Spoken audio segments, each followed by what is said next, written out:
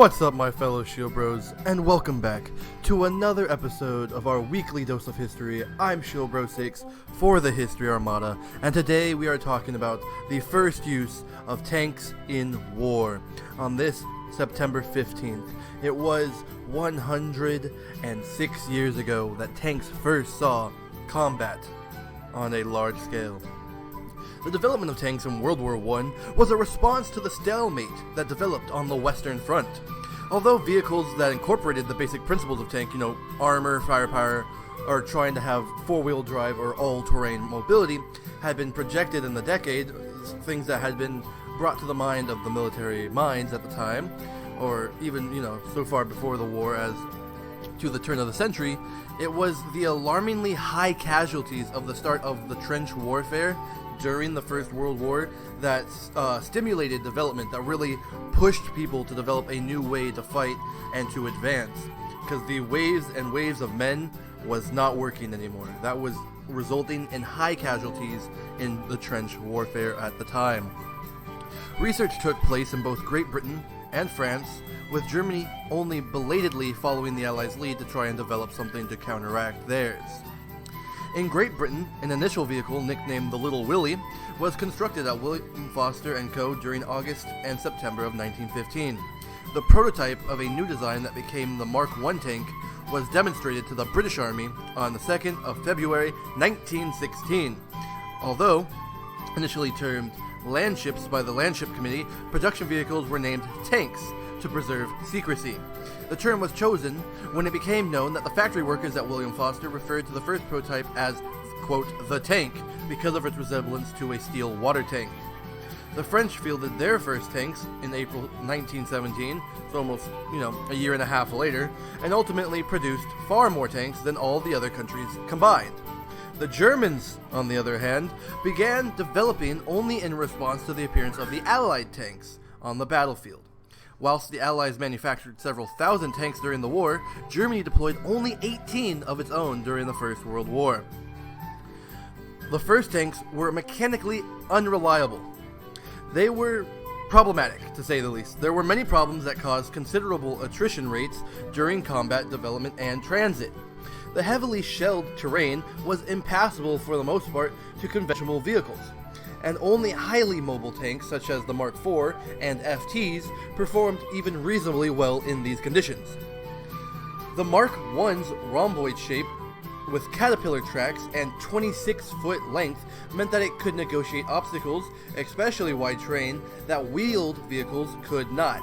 The width, the size, and the weight allowed it to be able to pass things such as trench, craters, etc. Along with the tank, the first self-propelled gun, the British gun carrier Mark I, and the first armored personnel carrier followed the invention of tanks, clearly marking the change of warfare at the time towards a more armored and a more industrialized and mechanized sense of warfare. That being said, with its first deployments, for secrecy, the 6 new tank companies were assigned to the heavy section of the Machine Gun Corps. So there was not a tank corps. They were put into the Machine Gun Corps in order to kind of maintain the sense of secrecy and not let be known what was being worked on. The first use of tanks on the battlefield was the use of the British Mark I tank by C&D companies of His Majesty's MG Machine Gun Corps at the Battle of Flers-Collet on the Friday, September 5th, 1916, like I mentioned, with mixed results. Many broke down, but nearly a third succeeded in breaking through the enemy lines. Of the 49 tanks shipped to the Somme, only 32 were able to begin the first attack in which they were used, and only 9 made it across no man's land to the German lines. The tanks had been rushed into combat before the design was mature enough, against the wishes of Churchill and Ernest Winton. And the number was small, but their use gave important feedback on how to design newer tanks and the soundness of the concept and their potential to affect the outcome and course of warfare. On the other hand, the French army was critical of the British employment of the small number of tanks at the battle. It felt that British had sacrificed the secrecy of the weapon, but used it in numbers too small to be decisive in any way. The French were really critical of this. They believed that if the British were going to implement this new weapon at the Battle of the Somme, they needed to do so in much larger numbers. The Mark I's were nonetheless capable of performing on the real battlefield of World War I, one of the most difficult battlefield terrains of history. Despite their reliability problems, when they worked, they could cross trenches or craters up to 9 feet and dive right through barbed wire. So that was two great advantages, especially when paired with infantry and artillery. They were vulnerable, however, to direct hits from artillery and mortar shells, so if they took a direct hit, they were basically done for. The environment inside was extremely unpleasant, as ventilation was inadequate and the atmosphere was heavy with poisonous carbon monoxide from the engine and firing the weapons, fuel and oil vapors from the engine, and the fumes from the weapons. The temperatures also could reach up to 50 degrees Celsius, which is about 122 degrees Fahrenheit, from the engine and the firing of the weapons. Entire crews would lose consciousness inside the tanks or collapse when again exposed to French air. Crews learned how to create and leave behind supply dumps of fuel, mortar oil, and tread grease, and converted obsolete models into supply vehicles for the newer tanks. So the tank crews at this time of World War I really were quite ingenious in their implementation of the different vehicles. So, to counter the danger of bullet splash, they came up with weapons and masks such as splatter masks to use inside the vehicle. Engine power was a primary limitation on the early tanks, that the roughly 100 horsepower engines gave a power to weight ratio of 3.3 horsepower per ton. By the end of the 20th century, power to weight ratios exceeded 20 horsepower per ton. Many feel that the British commander, Field Marshal Douglas Haig, was himself a horse cavalryman. His command failed to appreciate the value of the tanks. In fact, the horse cavalry doctrine of World War I was to, quote, follow up breakthrough with harassing attacks in the rear. But there were no breakthroughs on the Western Front until these tanks came along.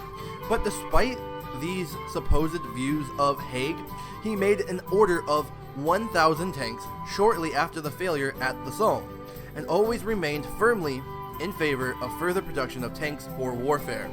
In 1919, Major General Sir Louis Jackson said, quote, "The tank was a freak. The circumstances which called it into existence were exceptional and not likely to reoccur. If they do, they can't be dealt with by other means." End quote. The German General Staff did not have enthusiasm for tanks, much in contrast to those of Britain, and much more in contrast to those of the French, as the French were pumping out and really in firm belief of the abilities of the tank for the future. But the German General Staff did not have this enthusiasm, but they allowed the development of anti-tank weapons to counteract the Allies' attempts. Regardless, the development of a German tank was underway. The only project to be produced and fielded was the A7V.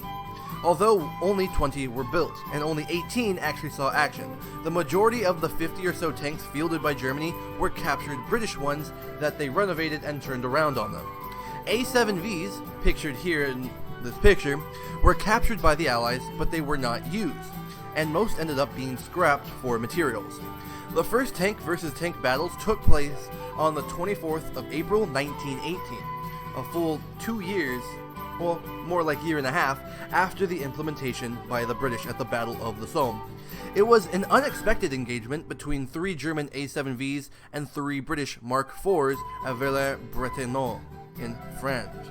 Sorry if I butchered that French name. Fuller's plan of 1919 involved massive use of tanks for an offensive, which was never used because the blockade of Germany and the entry of the US brought an end to the war. So with that being said, on this September 15th, I hope you have learned a little bit about the early tanks of World War I, their first implementation on September 15th, 1916, and some of the drawbacks of the early creations. They were important, however, I must say, and I must stress, that they were very important on the course of history and the changing of warfare for mankind. as you would see in World War II with the Blitzkrieg and the German and American and Soviet tanks that would take a forefront of action during the war. With that being said, I hope you enjoyed today's episode. If you did enjoy this weekly dose of history, please consider hitting the like and the subscribe button so I know you enjoyed this. If you have any comments, suggestions, concerns, or if I got something wrong, just let me know in the comment sections down below and I will try to get back to you. Other than that, make sure you check out the other videos.